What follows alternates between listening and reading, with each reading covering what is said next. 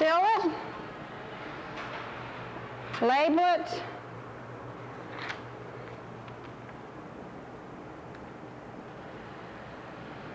and it's ready for the table.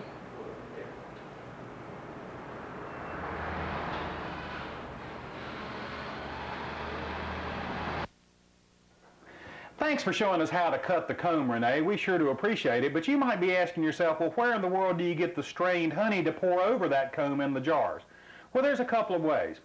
For people that are making cut comb honey and they're taking foundation and putting it on their bees, what they've got to do is they've got to strain the honey off of the comb. They've got to come up with some kind of an arrangement like this right here. This is an uncapping tank, but it works real well to get strained honey off of comb that's draining. What you do is you just take your frame, cut the honey out, let it fall into this metal screen right here. We're using a metal-bound queen excluder. Mash the comb up real well and let the honey drain off of the comb. This tank is a multi-purpose tank, and it has a honey gate right here on the end of it, so you can use it to bottle that honey too. So if you're making cut comb honey and you need to get strained honey, what you've got to do is you've got to take the comb and you've got to mash it up and squeeze the honey from it, which is a laborious process. You've got to let the honey drain and you've got to get it off of it, and it's a pretty hard thing to do. You can come up with any kind of a piece of equipment, which is a tub that has some kind of a stand in it that the cappings can fall on. You can use cheesecloth, you can use nylon filter bags, you can use anything that you want to, but basically you just have to break the comb up, mash the comb up, and let the honey drain off of it. Now, let's talk about extracting honey as an alternative to that. When you extract honey, you use extractors, and that's what this piece of equipment is actually for. This piece of equipment is an uncapping tank made to uncap the honey. It has a bar that fits right across it just like this, and let me install it right here and get it ready to go, and we're going to uncap a couple of frames and then we're going to extract them and show you how that works. Now, I've got a frame of honey right here, and it's a deep frame. And I don't remember if we've talked about this, but when you're extracting honey, you have to have 9 frames in the super. The reason is the cappings on the honey. If you have 10 frames in your supers and you try to cut these cappings off of here, it's a really hard job because the cappings don't stick out far enough. So what we do is we put 9 frames in our supers. We have 9 frame spacers. We slide them right down in there, and the bees draw the comb out wide enough to where we can take an uncapping knife and get it right off of there. Now let me reach over here and grab my knife. Okay, this is an electric uncapping knife, and it's the only way to uncap a frame. There are cold knives on the market, but I just don't recommend them at all. This is the industry standard. This is the piece of equipment to use, an electric uncapping knife. It works really well. Now, obviously, there's 2 ways that you can cut. You can take your knife and you can come right up from the bottom, or you can start at the top and come down. I think it's much better to start at the top and come down. When you start down here and come up, the cappings go over the end of the knife and cool the knife down. This knife is hot, and it's also sharp, and you should keep it sharp too, and it makes your job an awful lot easier. All right, let's see if we can cut these cappings off of this knife. You just put the knife on here, and you just use a sawing motion, and just saw those cappings right off, and you'll see they'll fall off in real nice, pretty sheets, and then they'll fall right down on top of this queen excluder that's right down below here. If there had been 10 frames in this super when this was made, I would be using expletives that we would have to delete because it creates an awful lot of problems. You can't get them out. All right, let's go back over to our other side. Start right down from the top and get these. See the sheets falling?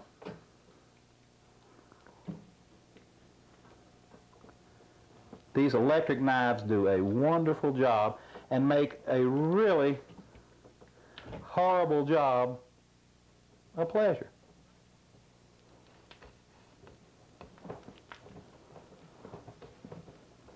All right, now you can see there's a few cappings left on this thing. How in the world are we going to get those off of there? That's what you call sunken cappings. See, I can take my knife and go back over, but I can't get that out of there. Now we've got another piece of equipment called a capping scratcher. And watch what this will do. A capping scratcher comes in and gets those low cappings so that you uncap everything. This frame is ready to go to the extractor. Let me turn it around here. Get these low cappings right here. And then this piece of equipment is designed to keep it right there. If that wasn't enough, let me pull another frame because we're going to have to evenly balance our extractor and see if we can uncap this one too. We start up here at the top and go right down. Shallow frames are easier to do because you don't have the wide expanse that you have to go across like I'm having to go right now. And just a nice sawing motion gets those cappings cut right off. You can see there's more lower cappings here that I'm unable to get. So let me turn this frame around and get this other side. You're going to see a nice sheet of them come off of here.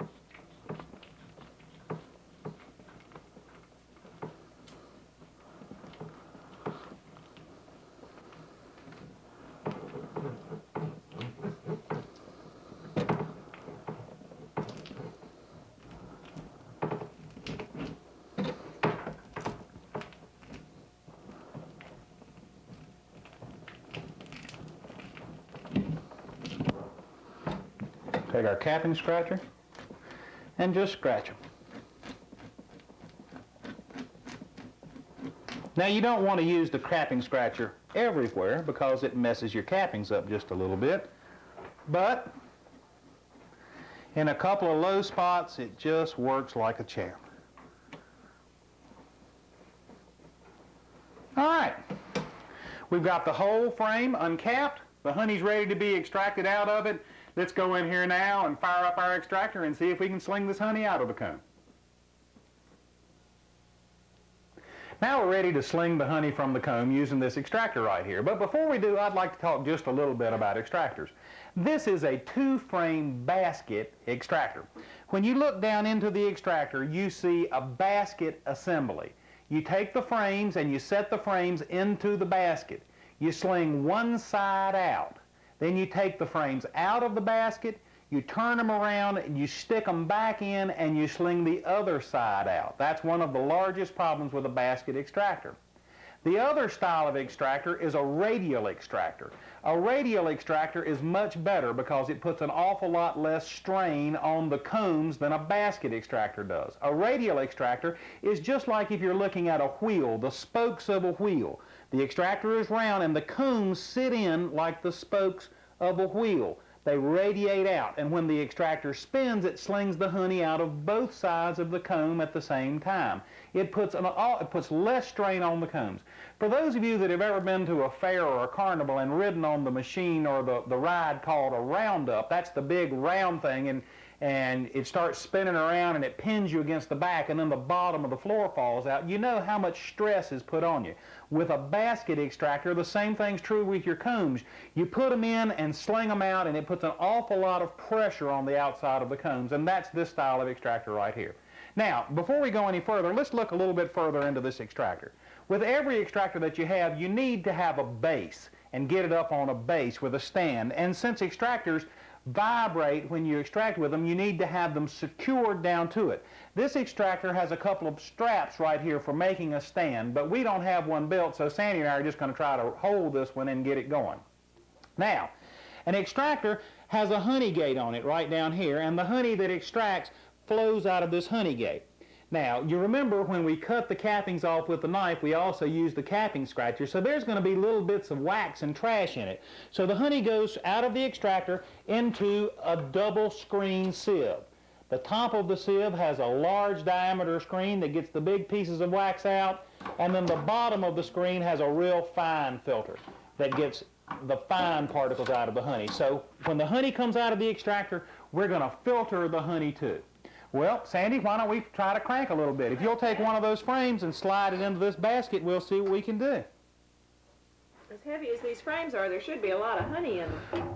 Now, Steve, why are we extracting these big frames rather than regular super frames? Well, now, you can extract any size of frame that you want to. You can use the 9 1/8 inch frames, the 6 1/4 inch frames, or the 5 3/8 inch frames. All three will work, and most of the extractors will deal with both styles.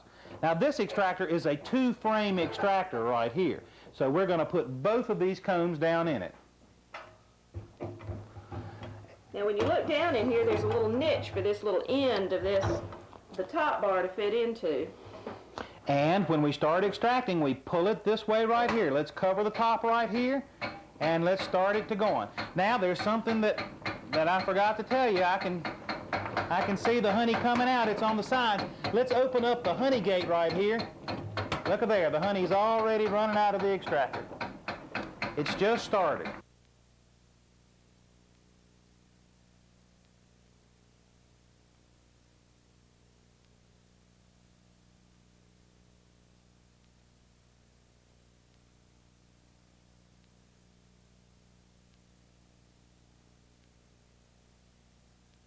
Do you have to crank that extractor? Well, that's a function of how warm your honey is. The warmer the honey is, the quicker it comes out. Also, there are certain types of honey that flow freer than other types. You know, there's some honeys that even granulate in the comb before they even come out, so they're really hard. And when we went over to England, you know, that heather honey, they had to have a special press to get that out of there. Extract it. Well, the honey's running out of the extractor right now.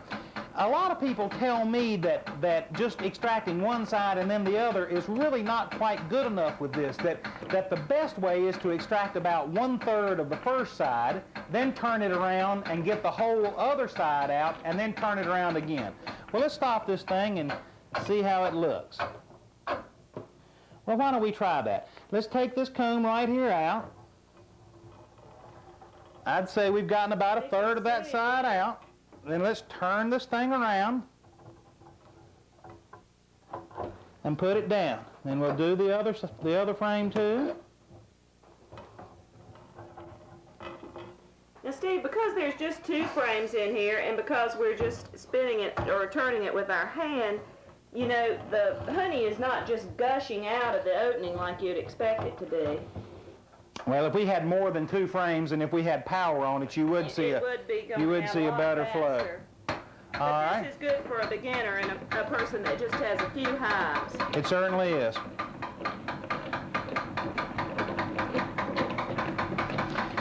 Maybe they can see the extractor shaking a little bit now. It's because those combs aren't the same weight. You know, one weighs a little bit more and it throws it out of balance. That's why it's really important to build a real good base on there to get it so that it'll sling the honey right out when it comes out, and to get it into a 5-gallon bucket too.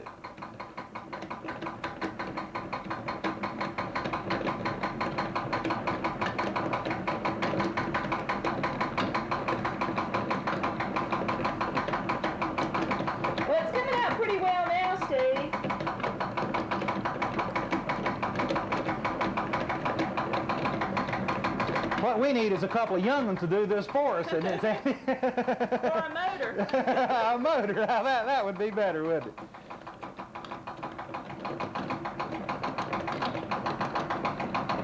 Let's take a look. Doing real well.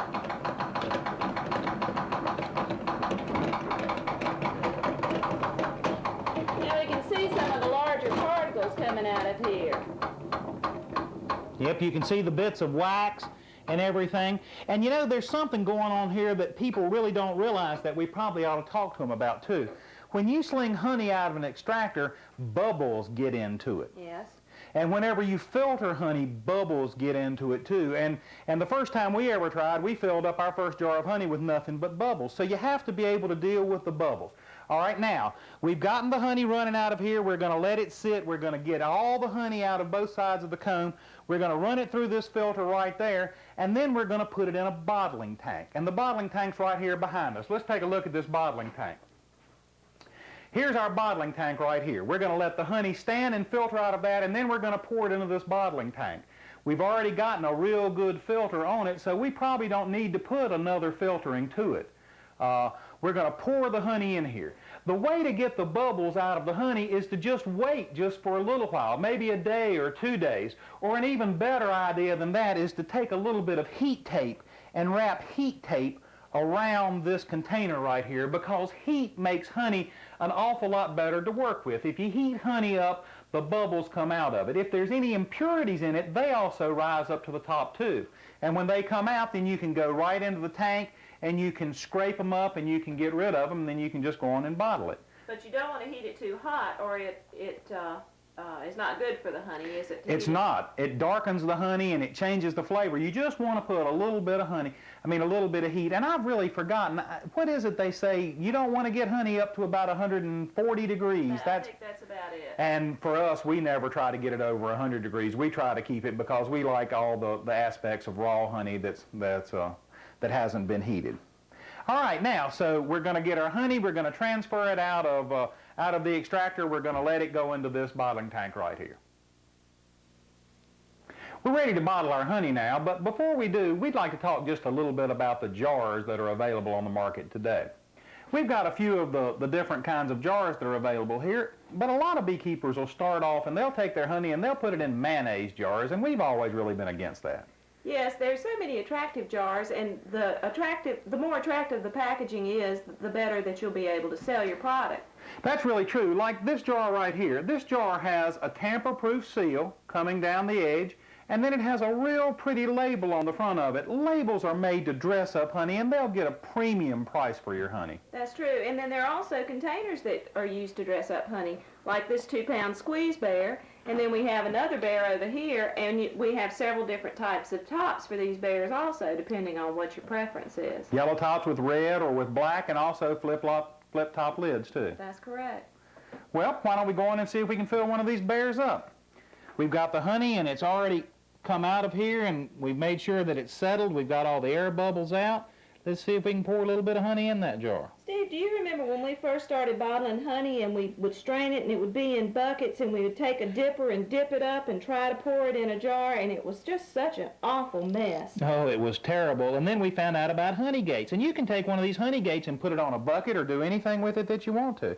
And once you've got a honey gate, you can put the honey anywhere. Look how easily it went into there. Now let's see if we can get it in this little 1-pound plastic jar too. And when you shut off the gate, it cuts off the stream of honey, and there's no drip and there's no mess, which is very important.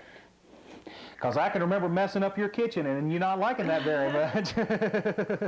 Now these small little hexagonal jars are nice for a little sample. They also go well in gift baskets, and there's a variety of uses for these. And one thing you should always make sure of with your honey jars is that they're nice and clean, because the cleaner the jar, the better the sparkle of the honey is going to show through, and it makes your product look much more attractive. Not only that, but if you put honey out on the market that's sticky, that leaks, that turns people off worse than anything, and you don't want to do that. No, you should always make sure that you wash the jars off thoroughly, and make sure that you don't fill it up too high that it's going to spill over and leak down through the lid. It's a good point. So we'll bottle this little jar up.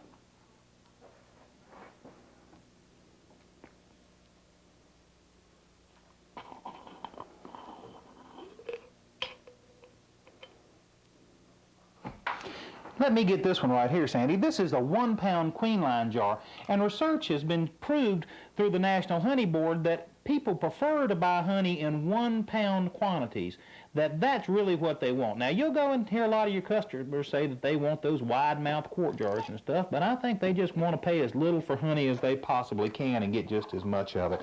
And all along, we've said put it in small jars and get a premium price for it. And you know, Steve, this honey is a little bit dark, but there's all sorts of varieties of honey and all sorts of colors of honey. That's true, and all of them show up differently in different jars. That's right. I wish I could tell you this was a perfect world and that there weren't going to be any problems with your bees, but unfortunately bees are like people, and occasionally they'll come down with a disease, and you need to be aware of diseases that bees might get. It's really funny that one of the worst diseases that bees get, American and European foul brood, is treated with tetracycline, which is an antibiotic that people use. So there's similarities there too. Now, the thing for us to do is to just leave right here and go on and talk to the nation's leading authority on bee diseases. He'll do a much better job than I will. We're lucky to have Dr. Shimanuki, the Beltsville Bee Lab leader, with us today to give us some recommendations. He's probably the nation's foremost authority on bee diseases, and he's going to talk with us just a little bit about bee diseases for hobby beekeepers that really don't know exactly what's going on. Hi, Dr. Shimanuki. How are you? Hello, Steve. We've got hobby beekeepers out here that are first going to be starting with a package of bees and putting a package of bees in there. And I want to talk to you about what they should do. You know, some of them are going to think, well, I need to do this and I need to do that. What are your recommendations? What would you tell them? Well, I would say the first thing they need to recognize is what a healthy bee looks like, or what healthy brood looks like, so that they need to recognize when there's something wrong with a colony. For instance, if you have many open spots in the cell, or what we call a pepperbox symptom, that is, it's not a solid brood pattern, they should recognize that some of these may be genetic and some of these may be a disease condition that they can overcome. So I think the first thing they need to recognize is, one, is there something wrong with my colony, and two, what's the problem? Okay, so you're saying that they shouldn't just go out here and buy a whole bunch of drugs and treat a whole bunch of drugs to their bees. They need to know about their bees, and they need to be able to identify any of these diseases that they might have. Absolutely. Otherwise, their home would be like a pharmacy for bees, because they'd have to have a chemical for Nosema disease, a chemical for tracheal mites, a chemical for varroa, and so on, American foulbrood chemicals, and so the list would go on and on. So my suggestion is to find out what you've got before you start applying any chemical whatsoever. Okay, well then let's talk about that first off. Then let's not talk about chemical treatments and what they need to do with that. Let's talk about the diseases themselves and what they need to be aware of. Now the first thing that I'd like to impress on them is if they get a package of bees, they should get it with Apistan strips in the package. And if they get queen bees, they should get Apistan queen tabs on those bees. And those are for a disease called the varroa mite. Now, how can a beekeeper tell if they've got varroa mites? There are several things that a beekeeper can do, and I would suggest that if it's a small beekeeper that they examine the brood. Certainly one of them would be looking at the brood, and certainly the drone brood would be your best place. And of course look at the bottom boards, and you can also look at adult bees. So there are a number of ways that can be utilized for the detection of varroa mites. They can figure out. But a real good way would be to go to a beekeeper or to go to your state apiarist or apiary inspector and have him come out and talk to them about those things. This is correct. That my suggestion would be, if you don't know what it looks like, is to get someone that's a more experienced beekeeper or a state inspector and work with them and find out. Make yourself available to bee courses, join some state beekeeping clubs and associations, and learn more about these mites and other diseases and how to recognize them. Okay, well now that's one of the mites. Now then there's another one called the tracheal mite, which is a little itty-bitty mite that gets in the breathing tubes of the bees. You can't tell if you've got that thing, can you? This is a more difficult disease to diagnose, and the mites, of course, you'll need a microscope to see them, and so this is where you really need professional help. If you suspect some problem, again, as I said, if you see a sudden collapse of your population, or just as a routine, you might want to contact your state authorities and have them check your bees for you. Okay. All right, well now let's get into another disease. I know people are sitting out there thinking, goodness gracious, I don't want to keep bees if we've got all these diseases, but it's like talking to a doctor about it. You know, these are things that affect bees, but as you said, a normal colony of honeybees, you can tell when they're vibrant and when they're going and building up and everything. All right, foul brood, American foul brood. Now that's a disease that's been with us for an awful long time, and as its name applies, what it is, where the bees raise young bees, it's called brood, and some people like to call that the nursery of the beehive. And what foul brood does is it's a bacteria, it's a spore-producing bacteria that gets in and kills these larvae in there, and it smells, doesn't it? Yes. American foul brood is, as you say, caused by a bacteria that forms a spore. Consequently, if you buy equipment that's from a disease colony, that equipment could be a potential source of disease for eons. It could go on for years and years. In fact, we've kept some disease materials from the 30s, and we still can isolate viable bacteria from the spores. So it's something that you can't say, I'm going to lay the equipment fallow for years and years and hope it's going to clean itself up. It won't do it.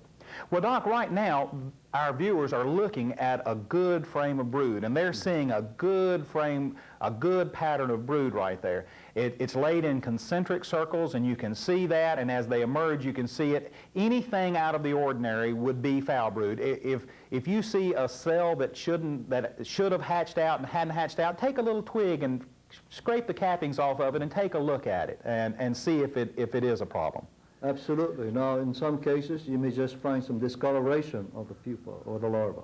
And this is certainly one of the symptoms of the disease. So you have to be very careful in trying to find this. Now, there are many, many symptoms. And I think for the beginning beekeeper, the important issue is to recognize the fact that they've got a problem.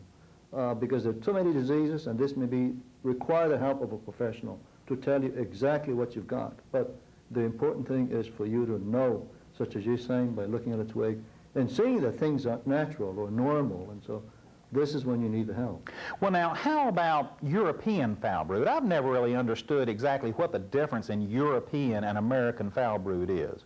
Okay, they're caused by two different bacteria. Now, European foul brood appears to be more of an early spring problem. American foul brood occurs throughout the season. European foul brood also is more serious in some locations, especially parts of southern Jersey, parts of Michigan, and some of these areas have more of a problem with European foul brood than, say, with American. In fact, some of these areas, they fear European more than American. But in general, European foul brood goes away without any beekeeper assistance. Okay, well, let's get to another one that affects a lot of beekeepers, and that's nosema. What is nosema exactly? Nosema is a protozoan disease, and it affects only adult bees.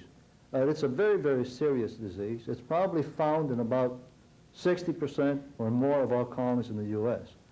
And what it does is it reduces the lifespan of the foraging bee. Consequently, if you don't do anything about it, it could reduce your honey crop by as much as, say, 40%.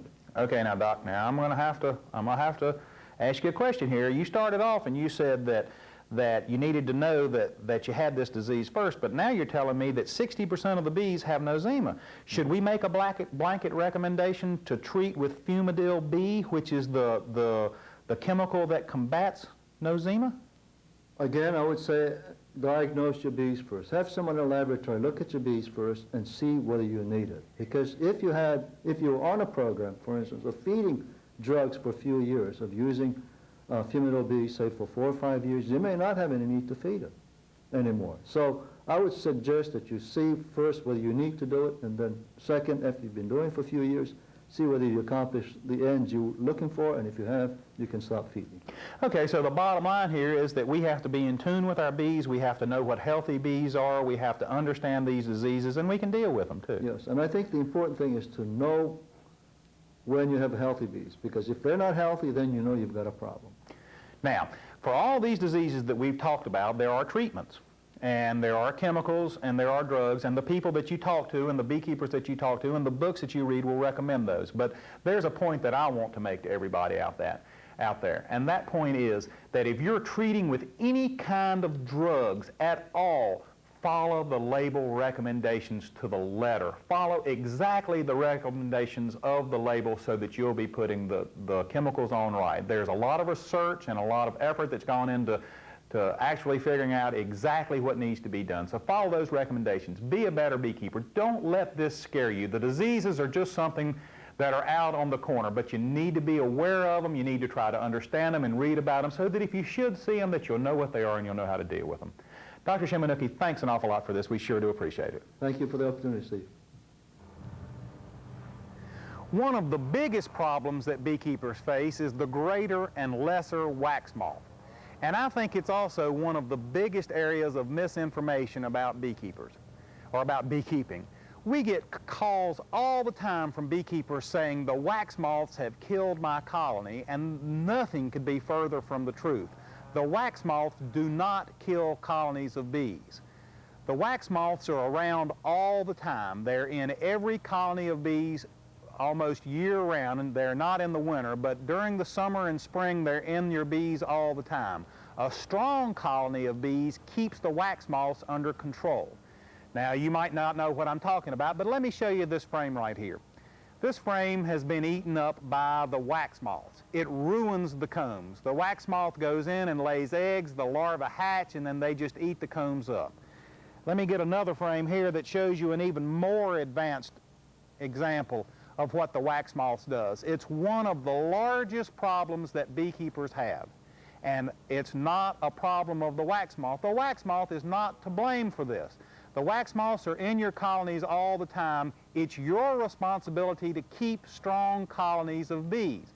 And the way you do that is by going in, inspecting your bees, making sure your colonies are queen right, making sure they have enough stores on them, that they have enough pollen, that they're laying their brood, and that they're keeping the number of bees up. A strong colony of bees will keep the wax moths under control.